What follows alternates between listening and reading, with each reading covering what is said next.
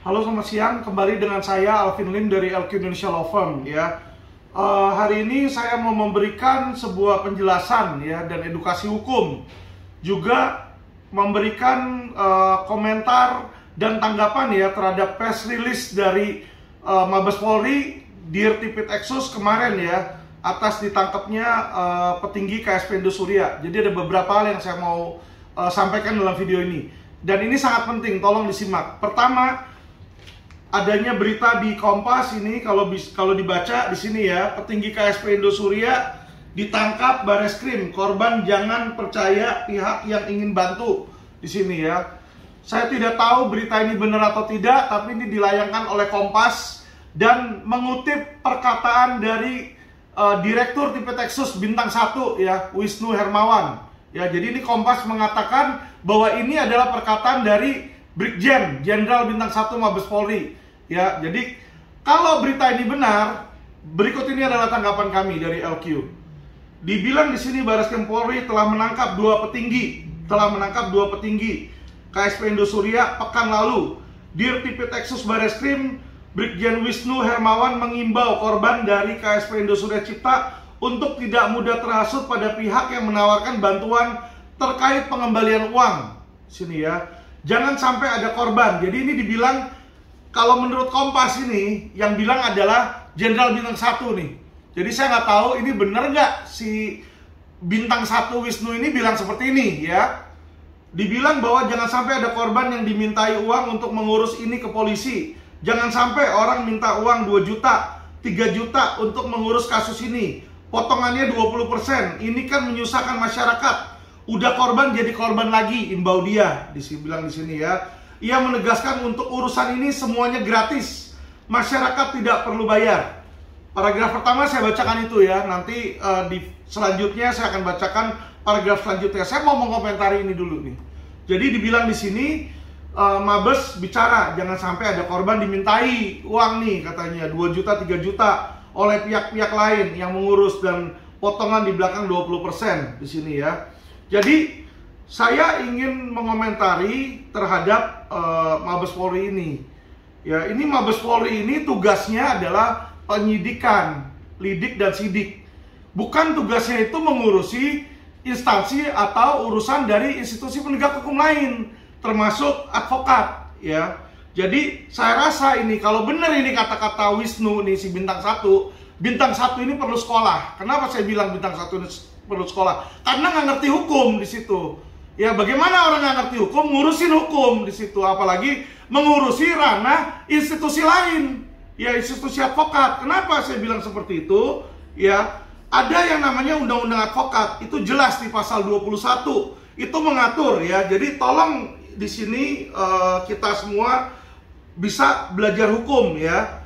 Jadi mungkin saya bilang ya, mungkin Wisnu ini dia tidak mengerti hukum di situ. Kenapa?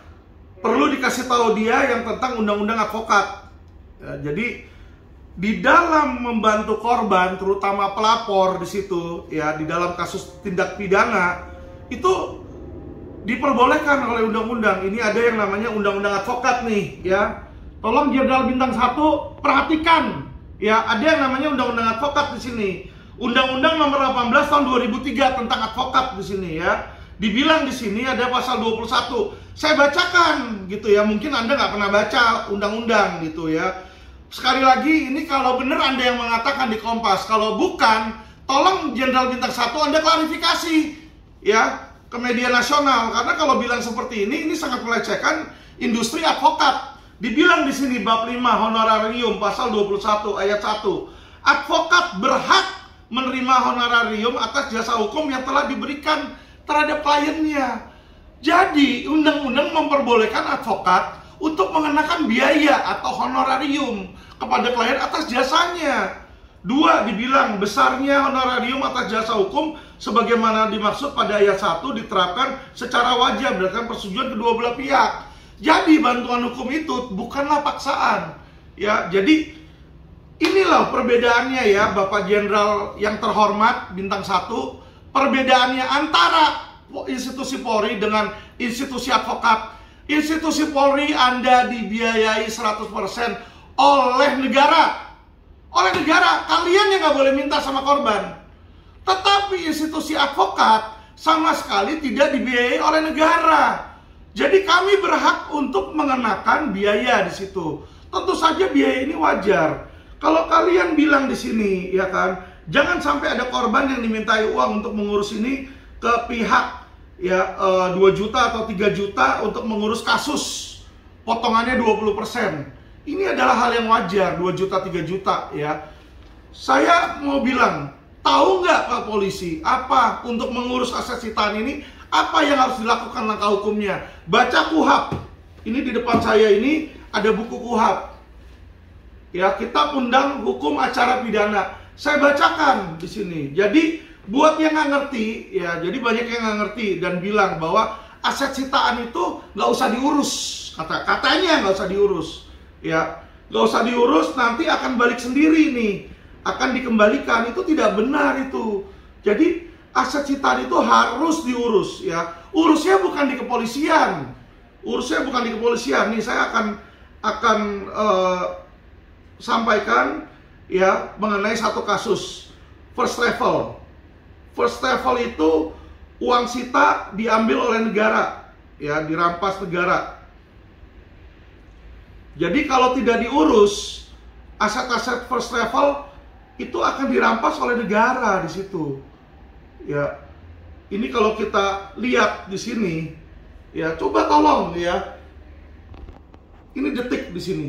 Ini alasan MA, rampas aset first travel untuk negara, bukan dibalikin ke jemaah. Jadi kalau nggak diurus, aset itu akan dirampas oleh negara, bos. Pak Polisi, Pak Jenderal. Ya, kalau nggak diurus, aset itu akan dirampas oleh negara. Ya, jadi jangan dibilang polisi akan mengurus, polisi akan bertanggung jawab. Sesuai KUHAP, kewenangan polisi itu berakhir ketika berkas ini P21. Ketika P21 dilakukan yang namanya tahap 2, polisi menyerahkan alat bukti, barang bukti, beserta tersangka, dan semua aset sitaan kepada kejaksaan.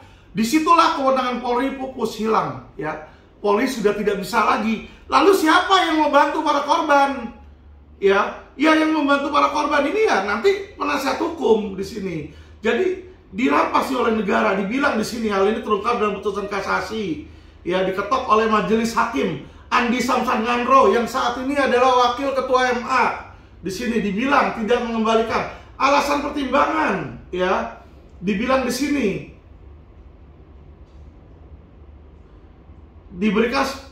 Dibilang di sini ya, dibuat di hadapan notaris pengurus pengelola aset bla bla bla untuk dibagikan, akan tetapi fakta hukum di persidangan ternyata pengurus itu menyampaikan surat pernyataan penolakan penerima pengembalian di situ. Barang bukti dibilang di sini ya. Jadi ini harus dimintakan, harus ada yang ngurus, harus dinyatakan di depan persidangan, Pak. Ya. Jadi permohonan ini harus didaftarkan, harus diinformasikan juga ke pihak Kejaksaan Agung. Nantinya harus disampaikan ke pengadilan negeri. Di pengadilan negeri nanti akan beralih ke pengadilan tinggi, akan beralih ke Mahkamah Agung. Jadi dalam LQ Indonesia Law Firm nanti mengurus di sini, kami akan mengajukan permohonan. Ya, kenapa permohonan? Karena semua yang memutuskan itu nanti adalah pengadilan Mahkamah Agung, bukan wewenang LQ. Tetapi LQ membantu mengurus permohonan tersebut agar supaya aset ini jangan disita. Disinilah makanya LQ kami membuka posko di sini ya. Bagi yang mau mengurus mengambil aset sitaan tersebut, silakan mendaftar. Ya, tapi bukan gratis. Kenapa bukan gratis? Untuk surat kuasa saja, surat kuasa, klien ngasih kuasa, itu lawyer itu harus beli yang namanya materai, Pak Polisi. Pak, materai itu 10.000, kami harus setor ke negara. Satu surat kuasa. Untuk 4 instansi, kejaksaan, kepolisian, kejaksaan, pengadilan negeri, pengadilan tinggi, dan MA, itu udah 4 surat kuasa. Itu udah 40.000, ya. Itu biaya. Terus ya biaya itu dari mana? Negara yang bayar atau gimana? Undang-undang advokat sudah jelas menyatakan biaya itu bukan biaya negara. Biaya itu ditanggung oleh advokat dan advokat membebankan kepada korban, ya. Kalau mereka mau, kalau nggak mau ya nggak apa-apa, tidak ada paksaan. Yang mau dapat bagian dari aset sitaan silakan. Yang tidak mau dapat bagian dari aset sitaan ya nggak usah urus, nggak apa-apa. Di situ bagi mereka yang udah pasrah, ya tidak diurus ya. Saya akan jabarkan ini bagaimana prosedurnya. Saya akan jabarkan. Ini Pak, diatur dalam KUHP. Ini ada KUHP ya, coba bisa dilihat ini ada bagian keempat mengenai penyitaan. Pasal kita mulai dengan pasal 39. Yang dapat dikenakan penyitaan adalah benda, tagihan, tersangka, di sini terdakwa yang seluruhnya sebagian diperoleh menjadi tindak pidana sebagai hasil dari tindak pidana. Jadi aset-aset ini disita ya oleh penyidik. Nah, dibilang di sini benda yang berada, bagi yang bertanya ya, oh kalau ada PKPU bagaimana? Ini diatur juga di sini Pak. Pasal 39 ayat 2. Benda yang berada dalam sitaan karena perkara perdata atau karena pilot dapat juga disita untuk kepentingan penyidikan. Ya, jadi PKPU homologasi itu kepailitan itu diatur di sini, dapat juga disita. Ya, jadi penyidik itu punya berwenang untuk menyita seluruhnya ya aset yang ada di dalam tangan kepailitan ini. Kalau dia mau bisa ada kewenangannya di sini ya. Sepanjang memenuhi ketentuan ayat A, ayat 1. Ayat 1 ini maksudnya adalah bahwa memang aset tersebut adalah hasil dari tindak pidana. Jadi kalau ada aset hasil dari tindak pidana ya ada di dalam perkara perdata atau pilot juga dapat disita oleh kepolisian. Ini ada dasar hukumnya. Alvin LQ, saya berbicara sebagai advokat menjalankan tugasnya sesuai kuasa hukum berdasarkan perintah undang-undang, bukan asumsi. Bukan asumsi dan bukan berdasarkan pemikiran, tetapi ini berdasarkan undang-undang bilang ya. Jadi di dalam perkara itu, di dalam kasus gagal bayar ada dua sita, satu sita umum, kedua adalah sita pidana. Sita umum adalah yang dilakukan oleh kurator di situ ya. Jadi ketika sebuah perusahaan sudah dinyatakan pilot, kurator mempunyai hak untuk melakukan penyitaan, tentu saja berdasarkan izin dari majelis hakim pengadilan niaga di situ. Nah, itulah yang disebut dengan sita umum. Sita pidana adalah yang dilakukan oleh polisi berdasarkan kewenangan yang diberikan di pasal 38 di sini. KUHP. Penyitaan dapat dilakukan oleh penyidik dengan surat izin ketua pengadilan setempat. Inilah yang dinamakan sita pidana. Jadi penyidik berhak untuk menyita barang aset yang diduga hasil tindak pidana kewenangan penyidik dengan izin pengadilan negeri setempat di situ. Nah, itulah yang disebut dengan sita pidana. Ya, nah aset yang sudah ada di dalam Mabes Polri itu adalah aset pidana. Ya, udah ada dalam aset pidana di situ. Sita pidana sehingga harus diputuskan dalam pengadilan. Saya bacakan lagi satu pasal di sini yaitu adalah pasal 46 ya. Kenapa ini harus diurus ya? Jadi aset sitaan itu tidak bisa dibagi di tingkat kepolisian, teman-teman. Ya.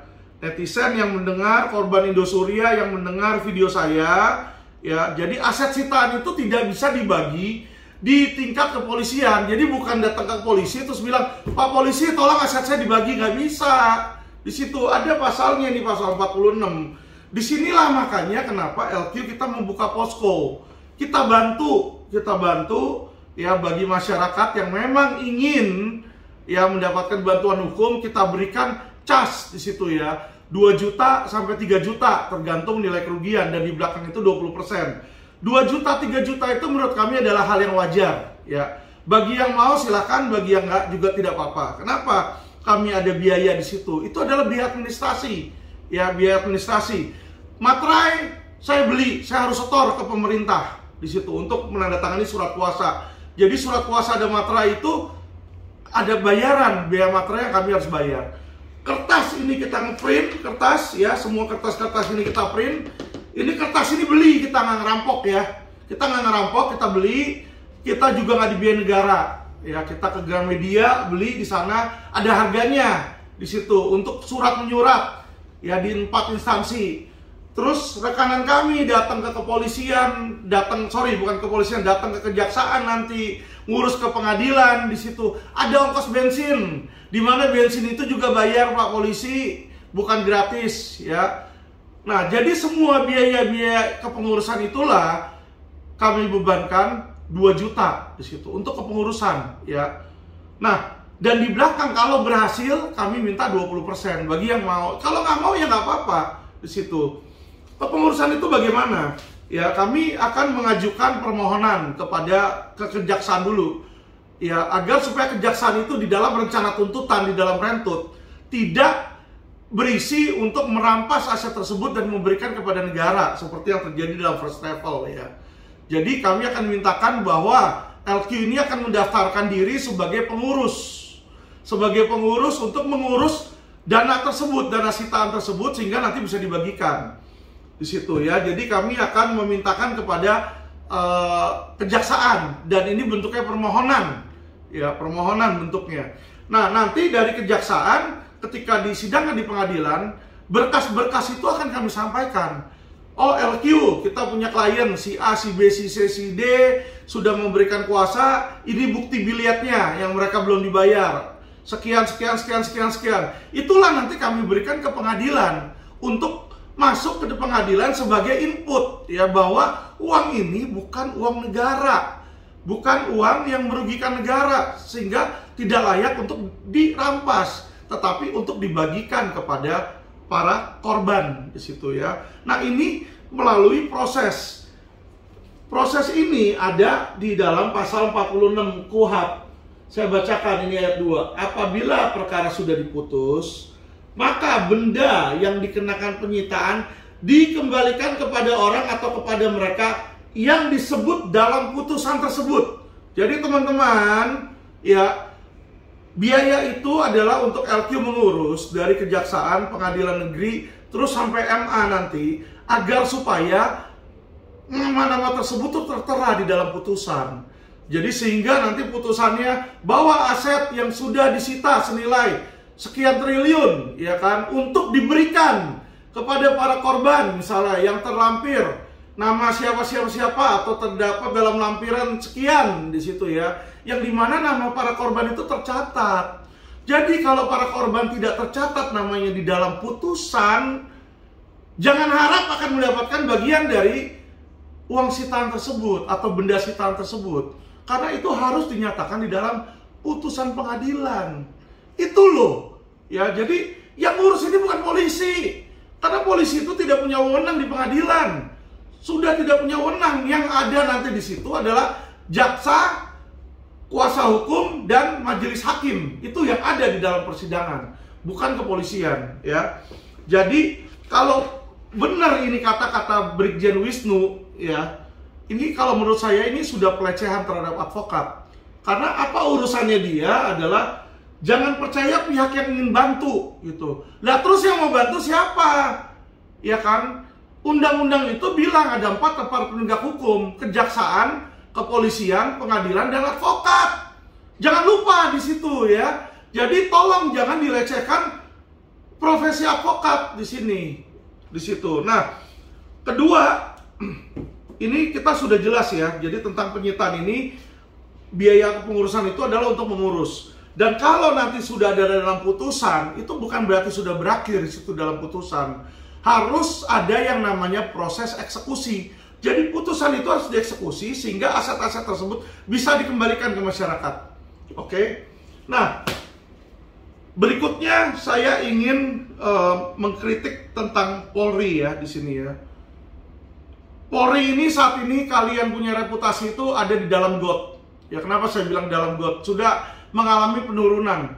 Ya, Kapolri, Kadifropam sudah berusaha membuat perbaikan, tetapi oknum kalian masih banyak terbukti dalam penanganan kasus Indosuria. Kenapa saya bilang seperti itu?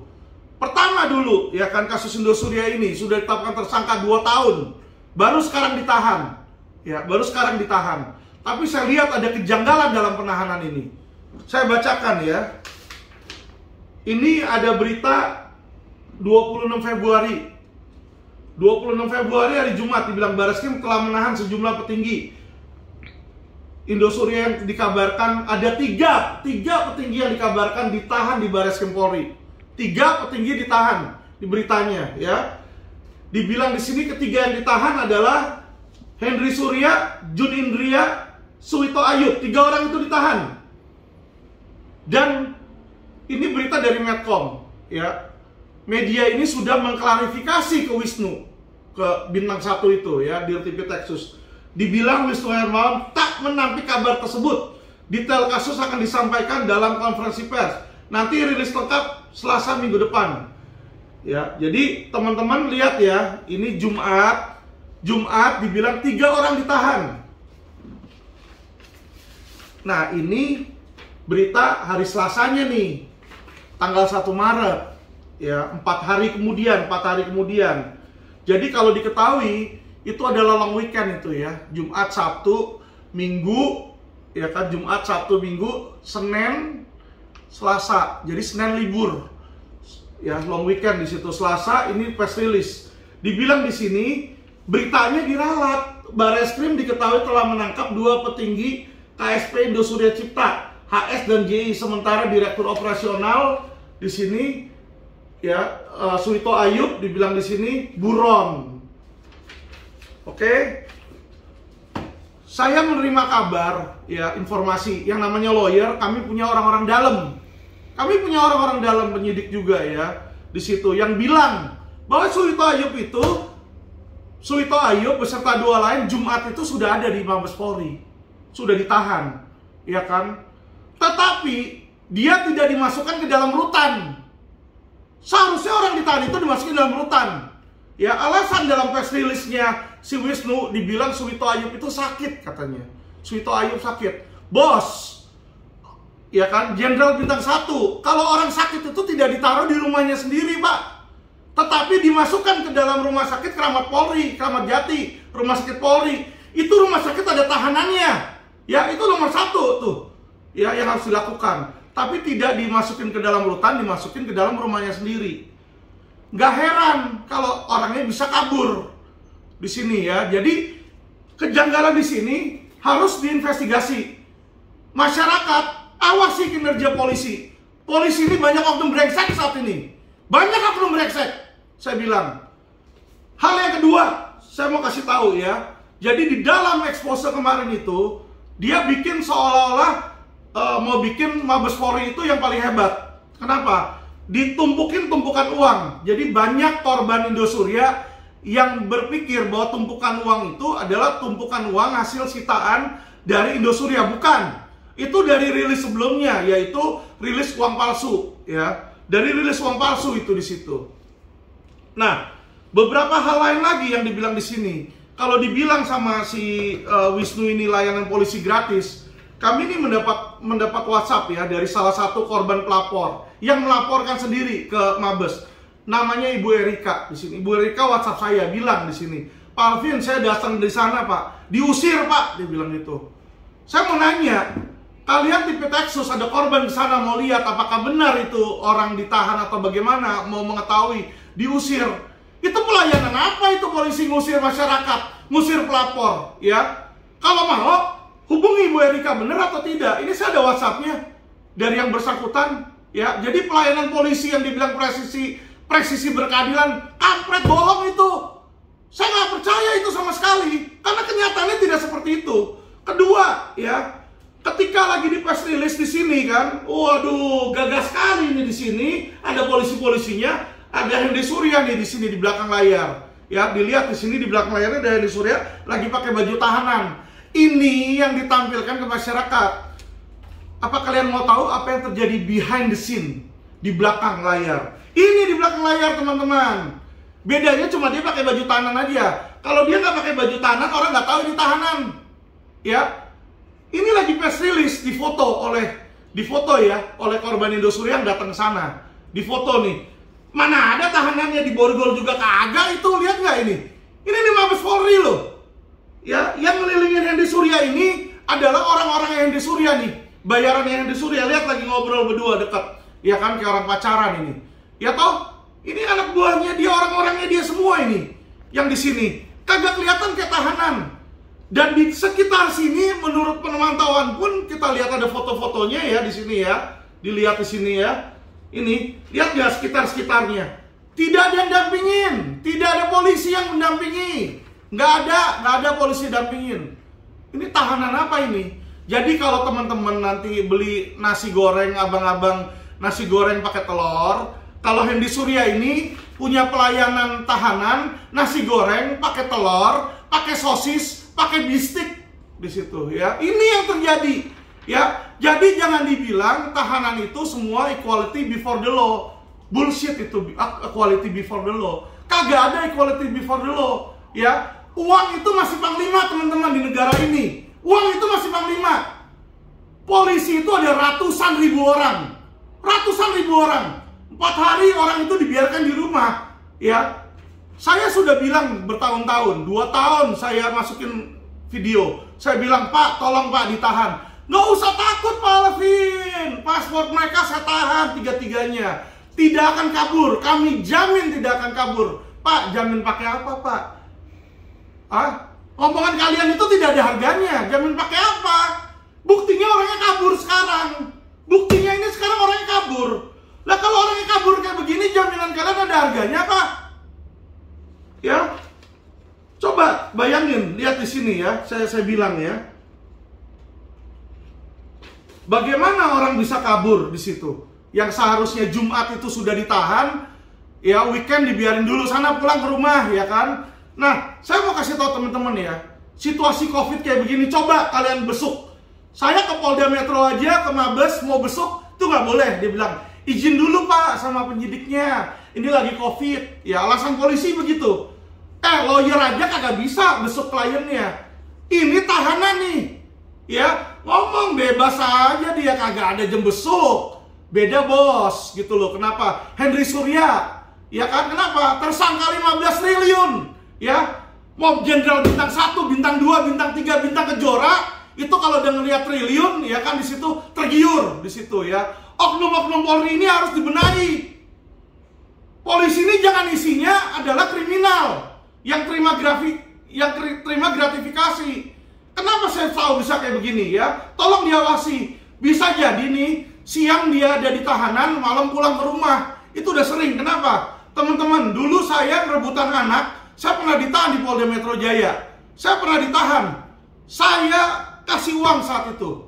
Saya saat itu tidak ngerti hukum, ya kan? Polisi datang ke saya, bilang, Pak, mau keluar nggak Pak? Oh ya boleh, bayar. Saya bayar per orang 2 juta. Itu satu regu, ada 5 orang, saya bayar 10 juta. Ya kan, dikawal sama mereka. Mau kemana? Ke Alexis, saya berendam di spa. Habis itu siangnya saya makan, ya kan. Nanti pagi-pagi, ya kan, pagi-pagi baru balik lagi ke situ. Laporan, ya kan. Nah, udah selesai laporan, siang jalan lagi, saya pergi keluar. Ya, malam nginep di hotel. Jadi jangan dibilang nggak bisa Pak. Saya pernah itu, waktu ditahan di 2007, rebutan anak, ya kan. Saya hampir tiap malam tidak pernah ada di tahanan. Ya, jadi ini adalah permainan kelas tinggi yang patut diwaspadai. Saya minta Kapolri itu jangan cuma ngomong, ya kan, pencitraan. Ini orang aja kagak diborgol kok. Kapan aja bisa ketemu kok. Ya, ini di belakang layar. Berbeda sama yang ditampilkan ke masyarakat nih. Di sini ada polisinya, kenyataannya kagak ada yang ngawasin. Gimana kagak kabur? Ya, jadi tolong deh. Ya, kalau bintang 1 kamu bener-bener ngomong kayak begitu. Kita LQ yang mau bantu, 2 juta perak aja lo bilang gratis. Ya kan? Itu kemarin kasus di Polda, saya mau SP3, oknum polisi minta 500 juta, bos. Minta 500 juta. Lah saya mintain ke klien merasa tertindas bagaimana? Ini 2 juta buat administrasi aja kalian bilang gratis. Kalian harus belajar hukum kalau kayak begitu. Ada perbedaan antara advokat sama polisi. Ya, jadi tolong ya Bapak polisi, ya yang terhormat, ya jangan cuma pencitraan. Kami kuasa hukum yang terakhir ya, kami minta dibuka tentang aset sitaan. Sampai sekarang kalian Mabes selalu diem, saya bilang. Berapa yang udah disita? Tolong masyarakat, kalian tanyakan ke Mabes. Kenapa? Saya kuasa hukum sudah tanya, sering datang ke sana berkali-kali. Jawabannya cuma, ya adalah Pak, ada beberapa lah, 1 triliunan lah, berapa. Kagak pernah ada aslinya. Maksudnya tuh saya minta sama mereka rinciannya. Ya kan, kamu sita berapa? Misalnya cash sekian, misalnya 300 miliar. Ada misalnya apartemen di sini atau kantor di sini atau ruko di sini. Itu tidak pernah diberikan oleh Mabes Polri. Ya, tolong transparansinya mana? Ya, karena kenapa? Uang itu, Pak, bukan milik polisi, bukan milik pemerintah. Uang itu adalah milik para korban Indosuria. Saya sebagai kuasa hukum diberikan kuasa, kami punya kepentingan, kami berhak untuk menanyakan uang milik klien kami tersebut. Itu saja tidak mau dibuka. Ada apa ini, pertanyaan saya? Sesuatu yang ditutup-tutupi, ini bisa jadi busuk ini nanti. Ya, jangan sampai ada permainan, uang Henry Surya misalnya berapa, di situ 500 miliar, yang dikasih cuma 300, 200 M kong kali kong, di situ oknum. Ini jangan sampai terjadi, jangan sampai. Ya, disinilah makanya perlu yang namanya transparansi. Ya, perlu keterangan di sini, kejelasan. Berapa yang disita, dari mana, buktinya mana. Ini disampaikan kepada kami selaku kuasa hukum, kepada masyarakat. Jadi tolong Mabes Polri, ya, nggak usah banyak bacot, nggak usah teriak-teriak, nggak usah masukin ke media urusan ikut campur urusan orang lain yang ingin membantu. Ya, selama ini 2 tahun LQ Indonesia Law Firm sampai demo pocong. Kenapa? Karena oknum-oknum polisi tidak mau menahan Henry Surya dengan alasan kooperatif. Suwito Ayub tidak mau ditahan dengan alasan kooperatif. Lah, kooperatif gimana? Akhirnya orangnya kabur, Pak. Pak polisi orangnya kabur. Ya, bagaimana itu? Jadi nggak usah kalian itu ngurusin ikut campur kerjaan lawyer. Ya, kerjakan tugas kalian. Hanya 2 saat ini. Apa itu? 1, ya kan, sita semaksimal mungkin aset Indosuria. Total kerugian 15 triliun, Pak. Berapa yang sudah disita oleh Mabes Polri? Ya, saya yakin nggak lebih dari 10%. Coba dibuka. Ada nggak? 15 triliun hilang. Ada nggak 5 miliar? Anggap deh 5 triliun. 30% ada nggak? Ya kan, saya yakin nggak ada. Tuh, kerjakan dong tugas kalian. Kalian koordinasi dong dengan PPATK, koordinasi dong dengan Interpol. Ya, saya aja bisa tahu Henry Surya punya aset di luar negeri. Kenapa? Ada panggilan sidang di luar negeri di sana. Dia punya kondominium, yang dimana kalian polisi tidak sita. Ya, itu tugas kalian. Di situ bukan tugas lawyer. Sesuai undang-undang, tugas lawyer itu tidak ada penyitaan. Dibilang di sini di pasal 30, di pasal di KUHP di sini dibilang di pasal 38, penyitaan hanya dapat dilakukan oleh penyidik. Yang bisa nyita itu penyidik, Pak, bukan advokat. Ya, jadi tolong kalian sita itu aset di Surya, itu 1. Kedua, tolong penuhi petunjuk jaksa. Jaksa mengirimkan kalian petunjuk 78 halaman, ada ratusan. Ya, mungkin cuma 10-20% yang baru kalian penuhi. Itu penuhi biar P21. Saya bilang ya, kalau itu tidak dipenuhi dalam jangka waktu 4 bulan, Henry Surya ini akan jadi bebas, akan bebas demi hukum. Dan bila dia bebas demi hukum, gigi dari pidana itu sudah hilang, teman-teman. Ya, dia bisa kabur ke luar negeri dan tidak akan bisa ditangkap lagi oleh kepolisian.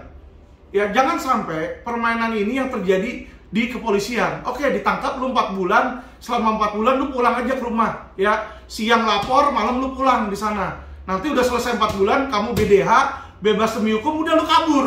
Kenapa kabur? Karena sudah tidak bisa ditahan. Ya, paspor tidak bisa ditahan, sudah nggak bisa DPO, sudah tidak bisa di situ. Jadi dia bisa walk-in kemana aja. Jangan sampai ini jadi celah. Ya, BDH ini, bebas demi hukum. Jadi, maaf ya, saya udah tahu itu permainan-permainan kalian oknum itu, saya udah tahu. Ngerti nggak di situ? Tolong ini, jangan seperti ini. Saya sebenarnya nggak mau bongkar-bongkar ya. Saya sebenarnya nggak mau bongkar-bongkar. Saya 2 bulan ini tidak ada berbicara sama sekali tentang Indosuria. Ya kan, saya sudah bicara dengan Pak Wisnu di situ. Bintang 1. Saya ketemu, dipanggil di sana. Pak, tenang aja Pak, kami komit bla bla bla bla.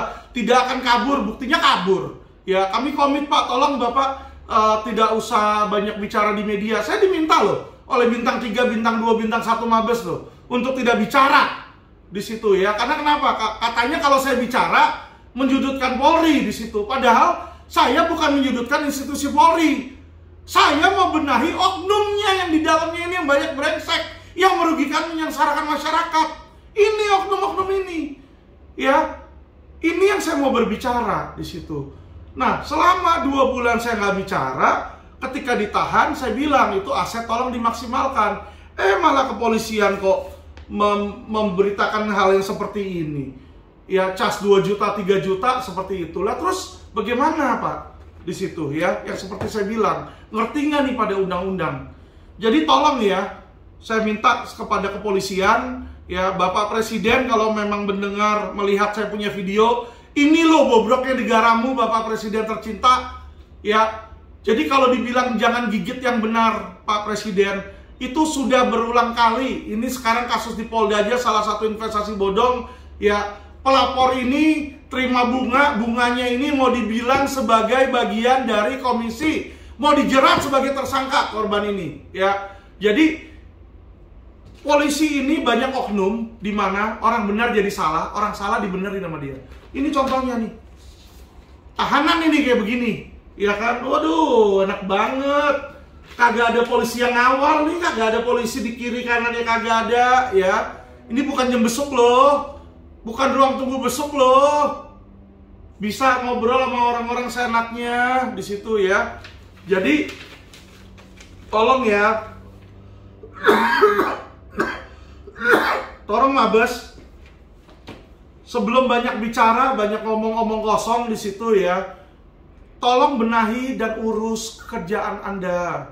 Kalau kerjaan kalian udah bagus di situ, mau kritik kami sebagai advokat, oke, nggak masalah di sini ya. Tapi jangan dibilang bahwa pelayanan itu harus gratis. Tidak ada itu pelayanan advokat itu gratis. Jadi kalau dibilang pihak di sini kan, jangan percaya pihak yang ingin bantu. Pihaknya ini siapa? Ya, 2 juta, 3 juta itu memang program dari LQ. Saya akui. Ya, 2 juta, 3 juta. Bagi yang kerugian di bawah 5 miliar, kami cas 2 juta untuk biaya kepengurusan, itu administrasi ya, untuk biaya mengganti materai, mengganti surat, dan yang ketik itu kami ada admin itu kami gaji loh di situ ya, karena mereka juga perlu makan ya. Kami punya kantor ini, kantor LQ ada 3, ini kita bayar uang sewa Pak ya. Jadi kita ini semua nggak ada yang gratis, negara juga kita materai bayar ke negara di situ ya. Jadi Bapak polisi kalau ngomong, kalau komentar, mbok yang cerdas dikit, satu. Kedua, yang etikal, yang etis gitu loh ya. Jadi kalau memang mau mengkritik misalnya pihak-pihak institusi penegak hukum yang lain, tolong ngomongnya sesuai undang-undang lah gitu ya. Yang pintar dikit. Kalau yang ngomong masih IPDA atau mungkin orang baru lulus akademi kepolisian, saya masih masih oke lah, mungkin mereka belum mengerti undang-undang karena kan ini buku tebal gitu ya. Tapi Anda itu bintang 1 loh, sudah berbintang loh. Bintang itu mestinya menimbulkan cahaya ya Pak, bukan bukan malah tahanan itu kabur Pak. Kalau tahanan kabur itu berarti siapa yang masih disalahkan itu? Bukannya mereka statusnya udah tersangka. Kalau tersangka itu bukannya ada, apalagi ancaman di atas 5 tahun itu seharusnya ditahan Pak. Apalagi ada syarat subjektif. Saya sudah bilang di media berkali-kali, tolong ini ditahan. Mereka punya duit, mereka bisa sogok siapapun dan bisa kabur. Ditahan aja kagak, yang kayak begini nih semestinya ditahan di super maksimum security. Kenapa? Biar supaya tidak kabur ya. Karena mereka ini menyengsarakan banyak orang. Indosuria ini ya, ini Indosuria sudah ada ini di sini. Di forum majalah Forum Keadilan ini sudah dibahas ini ya. Jadi bahkan ada yang sampai sudah meninggal di sini nih, investasi bodong kemana pemerintah. Ada yang bunuh diri nih gara-gara Indosuria.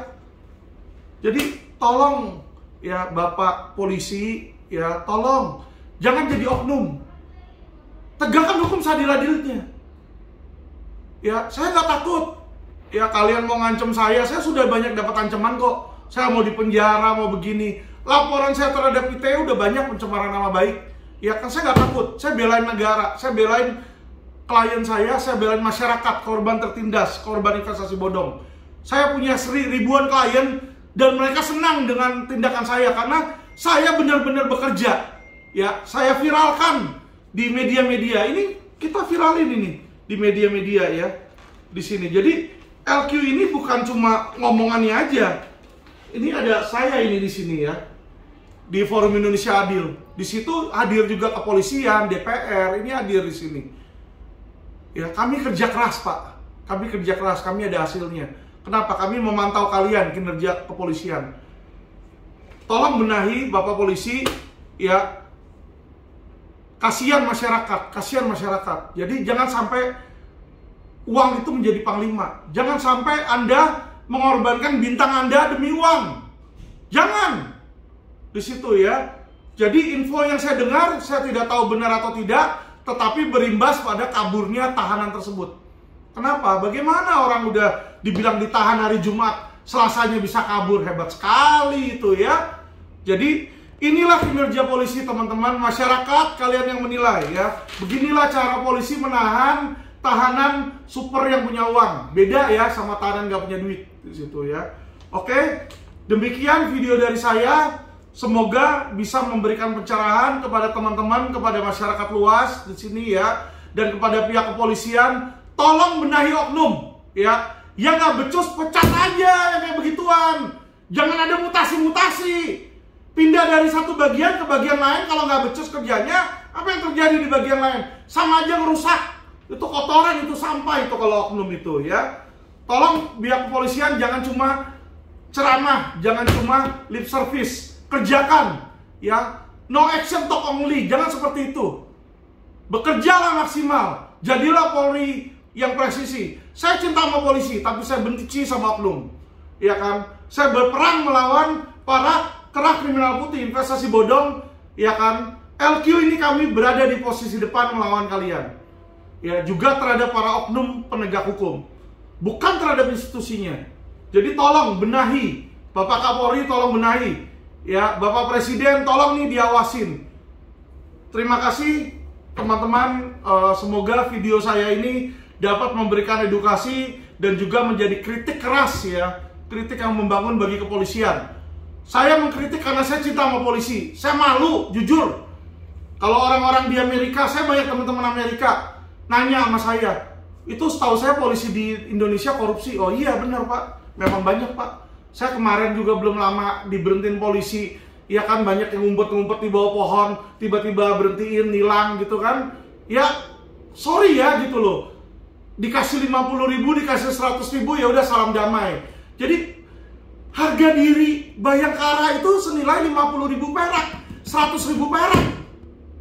Itulah yang terjadi di masyarakat. Ini membuat saya malu di luaran. Coba kalian ke Amerika Pak, ya langgar lampu merah di sana. Terus kalian kasih $100, ya $100 itu sejuta, kasih ke polisi. Yang ada kalian ditangkap di Amerika. Kalau di Indonesia ditanya, jadi gimana nih? Gimana Pak, mau sidang atau mau sidang di tempat aja kita mau damai? Ya, itu bilang polisi Indonesia. Banyak yang seperti itu oknum-oknumnya. Ya, jadi kalau dibilang sekarang udah tilang itu bohong itu. Minggu lalu aja masih banyak saya lihat di pinggir jalan. Kalau perlu nanti video saya berikutnya, saya foto tuh masing-masing yang pada kayak begitu. Ya, yang pada rahasia berhenti-berhenti yang di pinggir jalan, saya fotoin biar supaya polisi tahu. Ya, jadi ngomongan kalian itu jangan cuma lip service. Bosen. Masyarakat kami bosen, kami enak, kami jujur, muak melihat seperti itu ya. Enak kayak begitu. Kenapa tahu nggak? Kelihatan pencemar seolah-olah di depannya itu dikemas seolah-olah sangat bagus, sangat beautiful. Dalamnya jeroannya sampah. Ya, itu harus dibenahin Pak Polisi. Tolong dibenahi Pak Kapolri ya. Oknum-oknum seperti ini. Ini tidak bisa diterima karena nalar ini. Satu tersangka bisa melarikan diri. Itu bagaimana? Tahanan loh melarikan diri di Mabes Polri. Makanya jangan kalau maling atau kriminal atau tersangka 15 triliun yang uangnya udah gede-gede dikasih karpet merah Pak. Ya, berarti sama aja Pak. Kalian ini jadi anak buahnya penjahat. Di situ tolong itu dibenahi. Biar supaya polisi itu menjadi institusi yang dihormati masyarakat. Selama ini tidak dibenahi, ya kan, lihat saja kata-kata saya. Nanti masyarakat akan makin antipati terhadap kepolisian, mereka akan benci terhadap kepolisian. Yang jadi kasihan ini adalah polisi yang baik, polisi yang benar. Masih banyak polisi yang benar, yang kerja dari pagi siang malam, yang mengorbankan diri mereka, ketembak mati demi nangkap penjahat, ya. Tapi nama mereka jadi buruk, kenapa? Karena banyak polisi brengsek yang jadi oknum. Ya, yang terima uang sogokan, ya, yang memberikan karpet merah, yang jual beli pasal, ya kan, Bapak mau diringankan pasalnya gue buang Pak, sekian Pak, Bapak mau SP3 500 juta Pak, ya, itu ada, itu banyak, itu Bapak mau jadi pidana atau perdata Pak, kalau Bapak mau perdata, ya udah kasih data-data ke saya jadikan ini perdata Pak, saya SP3. Tapi kalau Bapak mau ini jadi pidana Pak, berikan saya dana Pak, supaya saya bisa naikkan ini jadi pidana. Gelar perkara butuh uang Pak, gelar perkara butuh saksi ahli juga kami perlu bayar. Yang ada ini selalu kepolisian, stigmanya dan yang terjadi di masyarakat, kalian memeras masyarakat. Ya, jadi bukan advokat. Karena kenapa? Kalian tuh sudah dibiayai oleh negara. Advokat ini memang kami boleh mengecas di situ ya, yang dimana ini wajar di situ. Jadi tolong Bapak polisi ya kan, sebelum bicara mbok yang smart dikit di situ ya. Apalagi kalau udah punya bintang di pundak di situ. Saya nggak punya bintang Pak, saya nggak punya bintang di mana-mana. Saya Alvin Lim hanya rakyat biasa. Tapi saya bersedia mati demi membela masyarakat. Klien-klien saya itu banyak yang udah stres. Kasihan saya Pak sama mereka Pak. Ya. Kalian punya nggak hati nurani? Punya nggak? Atau kalian cuma money oriented? Masuk polisi untuk mencari duit? Jadi polisi untuk mencari duit? Atau jadi polisi untuk memperbaiki nama polisi, institusi polisi? Untuk membuat polisi bersinar? Atau mau cari duit doang? Kalau mau cari duit lebih baik jadi pengusaha aja Pak. Ya. Oke, sekian video saya. Mohon maaf apabila ada kata-kata saya yang menyakiti. Semua ini saya lakukan demi perbaikan Indonesia ya. Silakan yang mau lapor ITE silakan laporkan. Sudah belasan kok yang laporin saya kok. Ngantri aja nggak apa-apa. Oke? Terima kasih teman-teman masyarakat Indonesia. Salam perjuangan cerdas hukum.